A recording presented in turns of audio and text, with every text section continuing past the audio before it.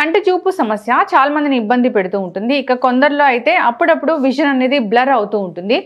అసలు ఈ కంటి చూపు సమస్యలు అనేవి ఎందుకు, వీటిని తగ్గించుకోవాలంటే ఏం చేయాలి, ఎటువంటి వెజిటబుల్ జ్యూసెస్ ఉన్నాయి, ఇక వివరాలు తెలుసుకుందాం. మీరు మనతో పాటు ఉన్నారు ప్రముఖ vegetable therapist and sun spiritual society founder Vikramaditya Guruji గారు. గురుగారు నమస్కారం అండి. సూర్యోస్మితల్లి. గురూజీ, కంటి చూపు సమస్య చిన్న పెద్ద అని తేడా లేకుండా ఈ సమస్యలు వేధిస్తూ ఉంటాయి. ఇక చిన్నపిల్లల్లో కూడా మనం కళ్ళద్దాలు పెడుతూ ఉంటాం, చూస్తూ ఉంటాము. ఇక వాళ్ళకు కూడా ఈ సొల్యూషన్ ఏంటంటే సర్జరీ అని చెప్తూ ఉంటారు. ఇక అప్పుడప్పుడు కొందరిలో బ్లర్ విజన్ అనేది కనిపిస్తూ ఉంటుంది. అసలు ఈ సమస్యలు ఎందుకు, దీన్ని వెజిటబుల్ థెరపీ ద్వారా ఎలా చెక్ పెట్టవచ్చు? మంచి ప్రశ్న నన్ను అడిగారు, సంతోషం. అంటే నేను ఎక్కువ ఎవరిని కూడా ఏదో అంటే తెలియని విషయాన్ని మాట్లాడడానికో లేకపోతే ఉన్న విషయాన్ని దాచేసి మసిపూసి మారేడుకాయ చేయడానికో ఆలోచించను. నాకు కూడా కళ్ళజోడు ఉంది, రీడింగ్ కోసం వాడుతుంటాను. మామూలుగా అయితే అంత బాగానే కనిపిస్తూ ఉంటుంది. అంటే ఈ సమస్య నాకు ఎప్పుడు వచ్చింది అంటే ప్రతిదీ కూడా నేను నా బాడీ మీద టెస్ట్ చేసుకుని నేను వాడిన తర్వాత దానిలో ఉన్నటువంటి సారాన్ని తెలుసుకున్న తర్వాతే ఎవరితోటైనా మాట్లాడుతుంటాను. ఇప్పుడు మనం వైట్ హెయిర్కు అలాగే హెయిర్ ఫాల్కి చేసాం. నాకు చిన్నప్పటి నుంచి దాని మీద బాగా ఇంట్రెస్ట్. అంటే నా హెయిర్ బాగుంటుంది ఒకటి, దాన్ని కాపాడుకోవాలన్న తాపత్రయం. మధ్య మధ్యలో ఊడిపోతుంటుంది, దాన్ని ఎలా ఇలా. ఇక కంటి చూపు విషయానికి వస్తే చిన్నప్పటి నుంచి కూడా అంటే కళ్ళజోడు పెట్టుకోవాలనేది ఫ్యాషన్ చిన్నప్పుడు, ఇప్పుడు కాదు. ఇప్పుడైతే ఫ్యాషన్ పక్కన పెడితే ప్రతి వాళ్ళకి కంపల్సరీ అయిపోయింది. పూర్వం రోజుల్లో ఒక 30 ఏళ్ల క్రితం కళ్ళజోడు అనేది ఎవరైనా పెట్టుకుంటే అది అందం కోసం, ఆకర్షణ కోసం అనేది ఉండేది. అప్పుడు పెట్టుకోమంటే డాక్టర్ పెట్టుకోమంటే బాధపడేవాళ్ళం పెట్టుకోవడానికి. కానీ తర్వాత అది దాంట్లో స్టైల్స్ వచ్చి ఒకరిని చూసి ఒకడు తలనొప్పి వచ్చిందంటే కంటి హాస్పిటల్కే, తలనొప్పి వస్తే కంటి హాస్పిటల్కి వెళ్ళేవాళ్ళం. డాక్టర్ గారు చూసి మీకు అంటే కళ్ళు స్ట్రెయిన్ అవుతున్నాయి అందుకని తలనొప్పి వస్తుంది అని కళ్ళజోడు రాసేవారు. కానీ ఇప్పుడు పుట్టుక నుంచి కూడా కళ్ళు స్ట్రెయిన్ అయ్యి వీక్ అయ్యి కళ్ళజోళ్ళు బారిన పడిపోతుంది. ఇప్పుడు మనం చూడండి, రెగ్యులర్గా షూట్ చేస్తున్నాం, మన కెమెరా కూడా వైట్ బ్యాలెన్స్ ఉంటుంది. ఎక్కువసేపు షూట్ చేసిన తర్వాత వాళ్ళు బ్యాలెన్స్ చేయకపోతే విజన్ బ్లర్ అవుతుంది. మీ పొజిషన్ మారిన అప్పుడు అది ఆటో ఫోకస్ అనుకోండి, అది అడ్జస్ట్ చేసుకుంటుంది. కానీ ఇది మాన్యువల్ కదా, అంటే దాన్ని మళ్ళీ వాళ్ళు వైట్ బ్యాలెన్స్ చేసి ఫోకస్ చేయాలి. మన కళ్ళు కూడా సేమ్ కెమెరా లెన్స్ లాగే చూస్తున్నటువంటి దృశ్యానికి సంబంధించినటువంటి భావాన్ని, కేవలం అది ఒక ఇన్స్ట్రుమెంట్ కెమెరా అనేది, అది దృశ్యాన్ని మాత్రమే తీసుకుంటుంది, భావాలతో దానికి పని లేదు. కానీ మన శరీరం అలా కాదు. చూస్తున్న ప్రతి సందర్భానికి ఉన్నటువంటి భావానికి బ్రెయిన్లో జరిగేటువంటి కెమికల్ రియాక్షనే మనం చూపుని కోల్పోవడానికి ప్రధానమైన. అంటే మనం ఏదైనా స్ట్రెస్ ఫీల్ అయినా స్ట్రెయిన్ అయినా కానీ అది కంటి మీద పడుతుంది. 100%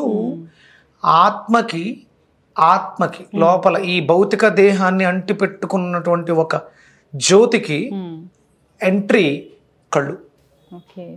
ఆత్మకి ద్వారం కళ్ళు, కిటికీ అన్నమాట.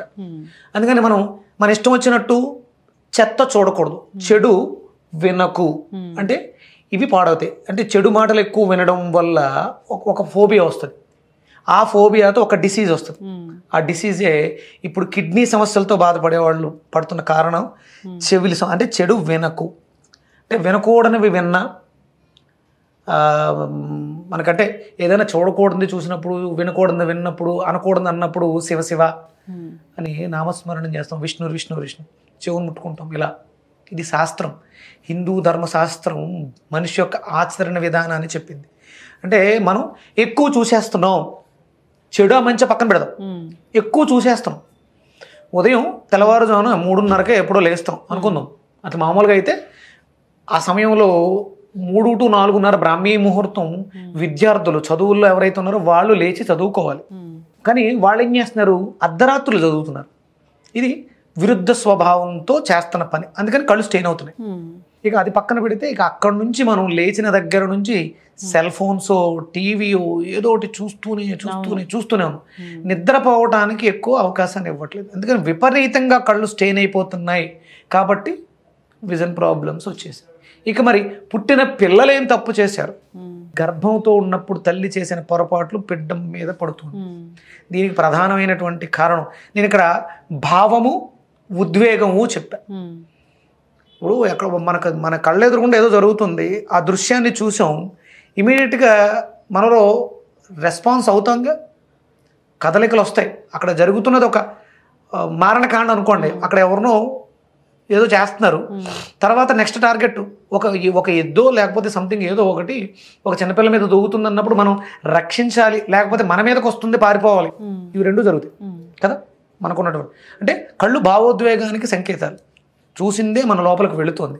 అలాగే అందుకని మనం తినే పదార్థం గాలి, వెలుతురు ప్రధానంగా ఉన్నటువంటి ప్రాంతాల్లో కూర్చుని తినాలి. మనం తినేది మన కంటికి తెలియాలి. ముందు దృశ్య రూపంలో దాన్ని పూర్తిగా దాని శక్తిని స్వీకరించేస్తాం. రసము, రక్తము, మాంసం ఎలా అయితే మారుతుందో ముందు చూపుతో అందులో ఉన్నటువంటి, ఇప్పుడు మామిడికాయ అనగానే ఎలా గుర్తిస్తావు? కొరికితే పులుపు ద్వారా మామిడికాయని గుర్తించవచ్చు. ఫస్ట్ అది మామిడికి దానికి ఒక రూపం ఉంది. అది ఎలా ఉంటుందంటే స్మెల్ ముక్కు చెప్పేస్తుంది. నువ్వు చూసిన వెంటనే పట్టుకుని వెంటనే స్పర్శ, దృశ్యము, రుచిని మామిడికాయ ఎలా ఉంటుందంటే పట్టుకుని చూసేసి పొల్లగా ఉంటుంది, ఇది తీయగా ఉంటుంది అని చెప్పగలుగుతాం. అంటే కంటికి అంత శక్తి ఉంది. అందుకని మనకి మామూలుగా ఎవరో చెప్పినా ఏదో చెప్పినా సర్వేంద్రియానం నయనం ప్రధానం. ప్రధానంగా మనం దీనిని కోల్పోతున్నాం.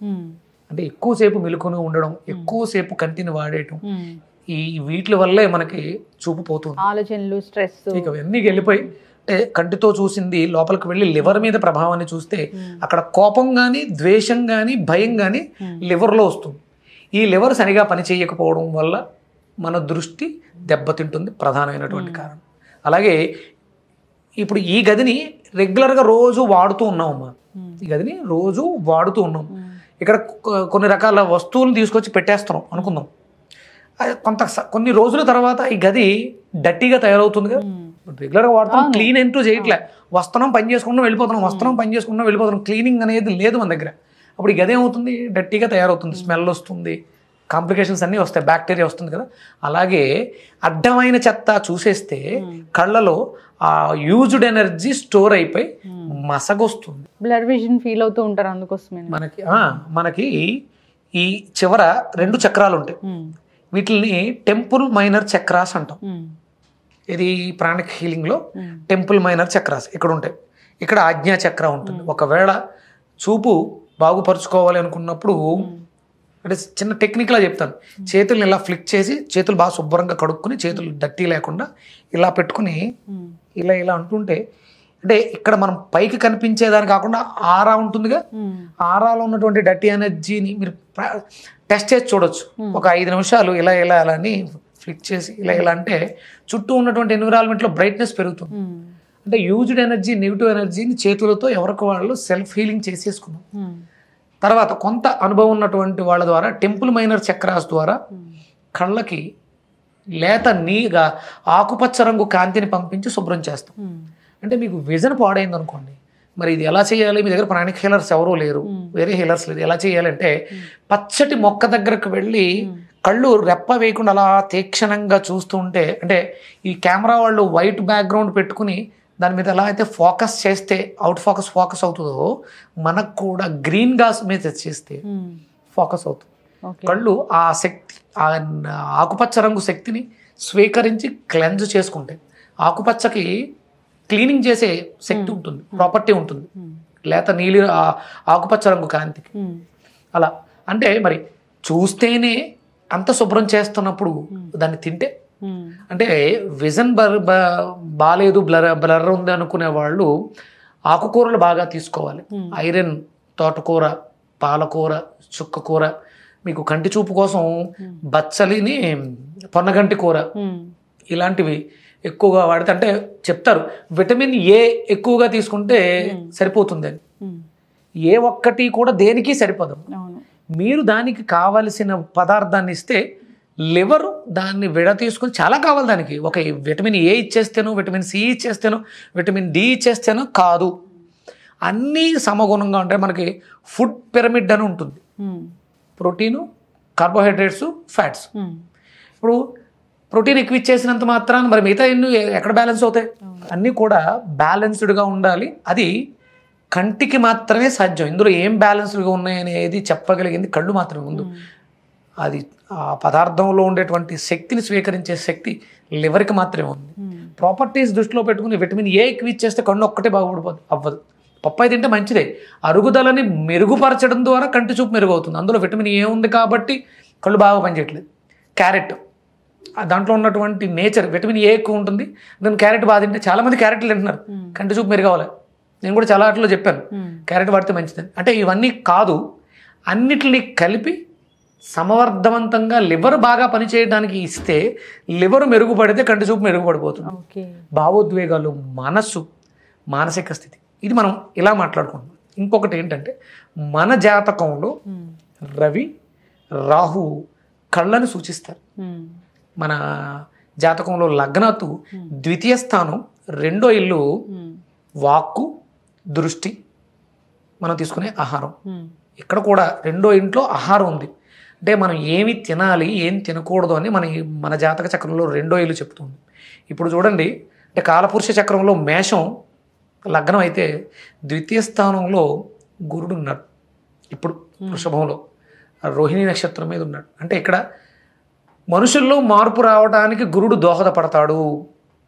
మంచి ఆహారాన్ని మీకు ఆరోగ్య సమస్యలు బాధిస్తూ ఉంటే ఇక్కడ కాలపురుష చక్రంలో రెండో ఇంట్లో గురుడు ఉన్నాడు కాబట్టి మీ ఆహారపు అలవాట్లు అంటే మాంసాహారం ఎవరూ తినకుండా సాత్విక ఆహారాన్ని, సత్వ రజోగుణం సత్వగుణమైనటువంటి ఆహారాన్ని తీసుకుంటే మీకున్నటువంటి అనారోగ్య సమస్యలన్నీ కూడా ఆయన తీర్చేస్తాడు. అది ధనస్థానం కూడా.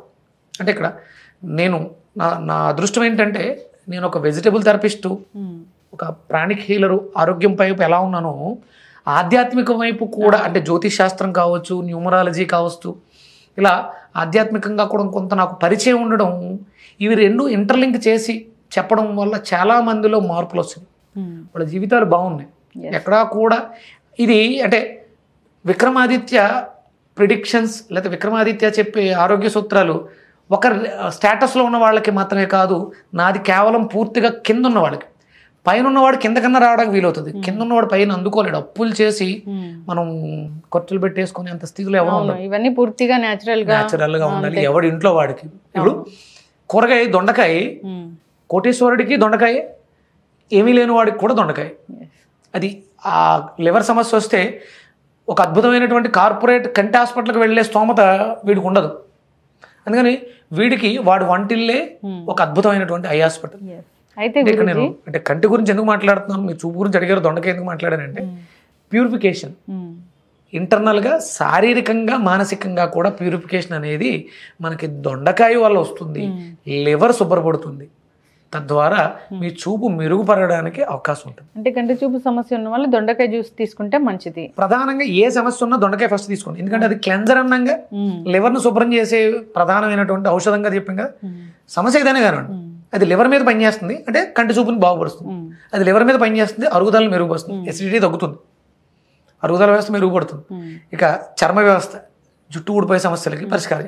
అన్నిటికి ఈ దొండకాయ రెగ్యులర్గా తీసుకోవడం వల్ల ప్యూరిఫికేషన్ జరిగి సమస్యలన్నీ తగ్గడానికి. అంటే ఇప్పుడు మనం తినే పదార్థం తెలియాలి, మనం చూస్తున్న విషయం తెలియాలి, దాని కళ్ళు ప్రధానం కాబట్టి దొండకాయని విరివిగా వాడండి. చాలా చక్కటి ఇన్ఫర్మేషన్ అండి. ఇటు లీఫీ వెజిటబుల్స్ తీసుకుంటూ ఉండాలి, అంతేకాదు సరైన ఆహారాలు తీసుకుంటూ ఉండాలి. ఇక అంతేకాదు జనరల్గా మీరు చెప్తూ ఉంటారు వెజిటబుల్ జ్యూసెస్ గురించి.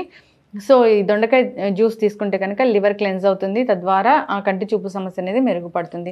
అప్పుడప్పుడు బ్లర్ విజన్ అనేది ఎందుకు వస్తుందంటే ఎక్కువగా స్ట్రెయిన్ ఫీల్ అయినప్పుడు, స్ట్రెస్ ఫీల్ అయినప్పుడు ఇలా వస్తుందని చాలా చక్కగా వివరించారు. అందరూ కూడా హ్యాపీగా ఉండాలని కోరు. సూర్యోదయ సమయంలో ఉదయిస్తున్నటువంటి సూర్యుడిని చూస్తూ ఐ ఎక్సర్సైజ్ చేస్తూ కొంతసేపు, అంటే కెమెరా ఎలా అయితే వైట్ బ్యాలెన్స్ చేస్తుందో మనం అంటే మరీ తీక్షణంగా కాకుండా ఉదయిస్తున్నటువంటి బాలభానుడు చాలా బాగుంటాడు, ప్లెజెంట్గా. అంటే సూర్యోదయం 6:15 అనుకోండి, 6:25 ఒక 10 నిమిషాలు గ్యాప్ ఇచ్చి ఆ ఉదయిస్తున్నటువంటి సూర్యుని ఒక 5 నిమిషాలు తీక్షణంగా చూస్తే ఆ విజన్ ఫోకస్ చేసుకుని దృష్టి మెరుగుపడుతుంది.